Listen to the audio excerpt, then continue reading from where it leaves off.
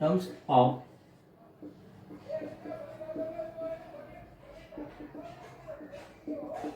Of polynomials. ठीक है, जैसे आपको बता दूं मैं, ये जैसे 5x² प्लस 9x माइनस का 6 ये लिखते हैं। ठीक है, चलो इसको कर देते हैं क्यूब और ये कर देते हैं x। ठीक है, ये आपका पॉलिनोमियल है। क्यों पॉलिनोमियल है सर, देखते हैं कि जो सारे टर्म्स क्या होने चाहिए। पॉलिनोमियल्स की जो डेफिनेशन थी, कांस्टेंट मल्टीप्लाई वेरिएबल पर होल नंबर।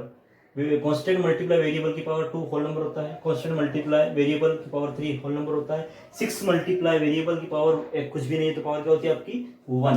तो ये भी आपको क्या है पॉलिनोमियल है। ठीक है, अगर हम बात करते हैं इसमें कितने टर्म्स है सर, इसमें 3 टर्म्स है। कैसे, देखो, एक तो है आपका 5x², फिर आपका 9x³ और थर्ड है -6x और y। देखो, जब भी हम टर्म्स निकालेंगे तो क्या करते हैं, जो भी अगर प्लस है ना तो एज इट इज लिख देते हैं नंबर 8 प्लस नंबर 1 प्लस, लेकिन माइनस की जब नंबर आता है -6 तो उसको माइनस को साथ में लेते हुए टर्म्स को लिखते हैं। ठीक है, क्यों क्यों कि इफ वी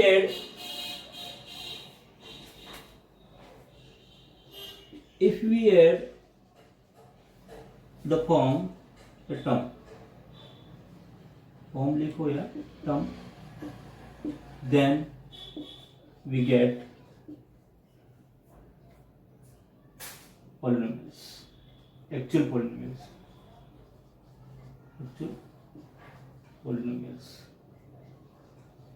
ठीक है, मीन्स कहने का मीन्स ये है कि यहाँ भी प्लस ये प्लस, तो देखो ये एक्चुअल पॉलिनोमियल्स मिल रहे। ठीक है, ऐड करते हैं तो क्या करते हो, ऐड ही करते हो, तो ऐड करके हम निकाल रहे हैं। ये पार्ट पूरा क्या है, पॉलिनोमियल्स माइनस के साथ में लेके चलेगा टर्म्स को। ठीक है, तो ये आपकी क्या हो गई, टर्म्स ऑफ पॉलिनोमियल्स हो गया। ठीक है, इसमें अब आगे बात करते हैं हम, जैसे 5x²। ठीक है, ये आपका कांस्टेंट तो है ही, साथ में कोफिशिएंट भी। क्या कहलाता है ये, कोफिशिएंट। क्या है ये, कोफिशिएंट। और वेरिएबल क्या है यहाँ पे, x है। क्या है, वेरिएबल। ठीक है, अब देखो यहाँ पे बात करते हैं इसमें। ठीक है, 5 इज कोफिशिएंट ऑफ, 5 किसका कोफिशिएंट है, x²। 9 इज कोफिशिएंट ऑफ किसका है, x³ और -6 कोफिशिएंट किसका है, x का।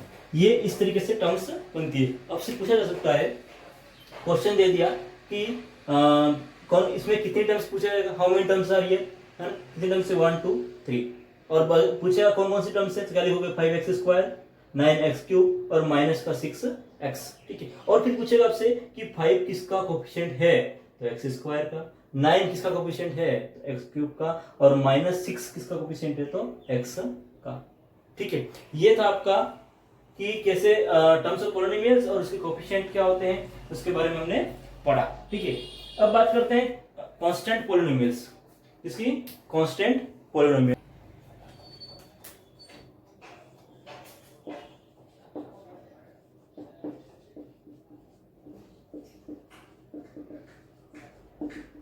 Constant polynomials. ठीक है,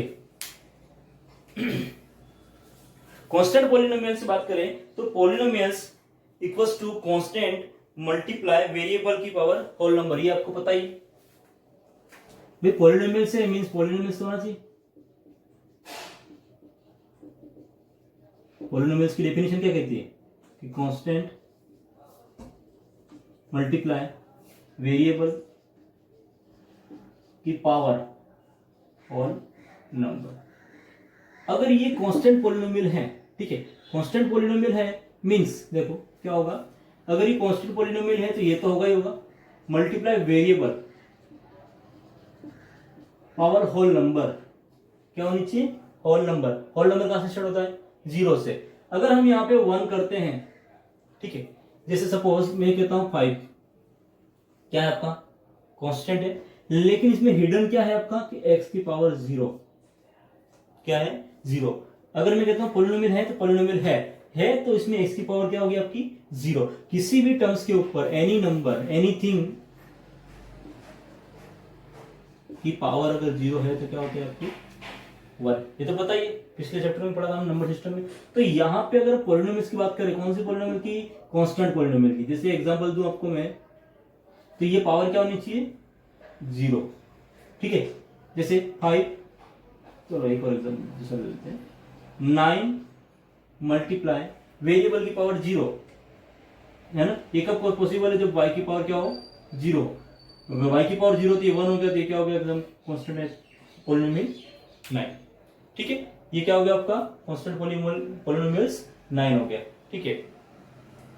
अब बात करते एक और एग्जांपल लेते चलो, जैसे एग्जांपल 12, ठीक है। ये भी क्या आपका कांस्टेंट पॉलिनोमियल। कैसे सर, पॉलिनोमियल की बात हो रही है, मींस उसके टर्म्स जो है, जो उसकी डेफिनेशन है कांस्टेंट मल्टीप्लाई वेरिएबल की पावर होल नंबर होनी चाहिए। तो सर देखो यहाँ पे 12 जो है इसका मल्टीप्लाई मान लिया हमने z, एक्स वाई जेड तीनों को डिफाइन करते हैं, तीनों डिनोट करते हैं वेरिएबल के लिए एक्स वाई और जेड। तो z की पावर भी अगर आपकी 0 है, तो अगर ये पॉलिनोमियल है तो ये z की पावर क्या होगी इसकी 0 होगी, ठीक है। तो ये आपकी क्या हो गई कांस्टेंट पॉलिनोमियल, ठीक है। और ये मेन चीज है कि एनीथिंग ग्रेटर, इसकी पावर क्या होनी चाहिए 0। अगर किसी के ऊपर पावर क्या है 0 है तो वो क्या होगा आपका कांस्टेंट पॉलिनोमियल, ठीक है। अब बात करते हैं अच्छा यहां पे जैसे मैं बात करूं कांस्टेंट, ये 0 नहीं होना चाहिए, क्या नहीं होना चाहिए 0 नहीं होना चाहिए। क्यों? क्योंकि अगर ये 0 हो गया, ठीक है, सपोज ये 0 हो गया, यहाँ पावर चाहे कुछ भी हो 12 हो तो आंसर तो 0 ही आएगा ना, तो ये कांस्टेंट थोड़ी होगा, ठीक है। एक्सेप्ट 0 कांस्टेंट शुड बी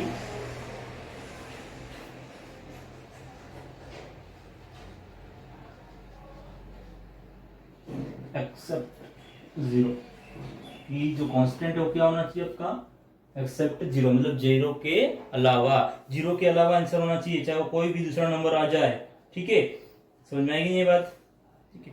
फिर आता है आपका 0 पॉलिनोमियल्स, चलो इसको ये नहीं लिखते, इसको जो ये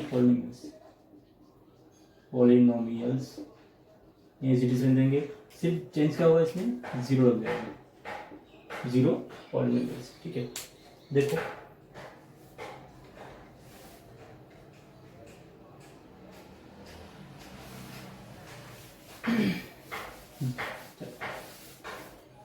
पॉलिनोमियल्स इक्वल टू कांस्टेंट, ये पॉलिनोमियल्स की डेफिनेशन क्या कहती है कांस्टेंट मल्टीप्लाई वेरिएबल की पावर होल नंबर।